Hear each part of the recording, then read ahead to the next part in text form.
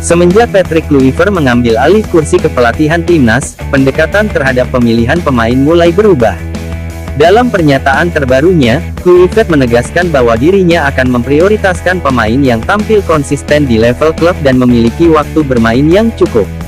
Bahkan, ia membuka peluang untuk melirik pemain dari kompetisi domestik, seperti Liga 1 BRI, asalkan mereka memenuhi kriteria kualitas dan konsistensi.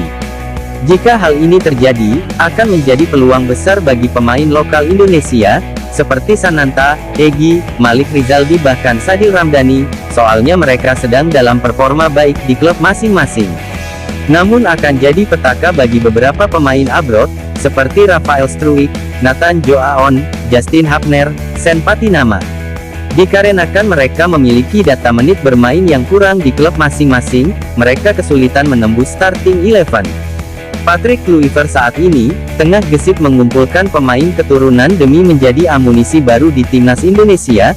Tidak tanggung-tanggung, pemain yang dia dekati adalah pemain grade A.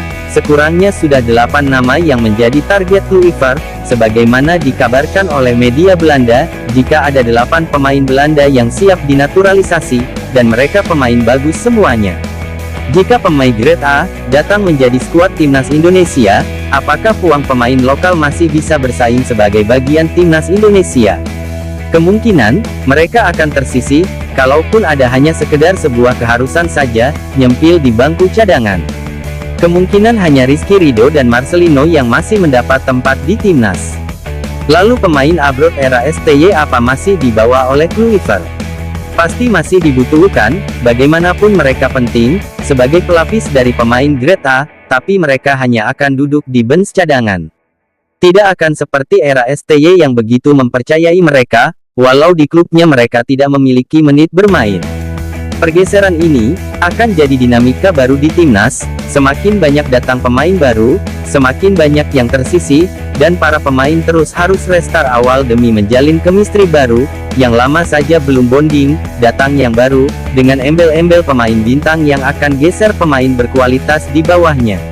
Pada era STY, kita melihat pemain seperti Rafael, Nathan, Justin, Sean dan lainnya, mereka bermain dengan hati, demi timnas Indonesia, maka euforia di stadion itu dikarenakan rasa cinta mereka membela skuad timnas Indonesia.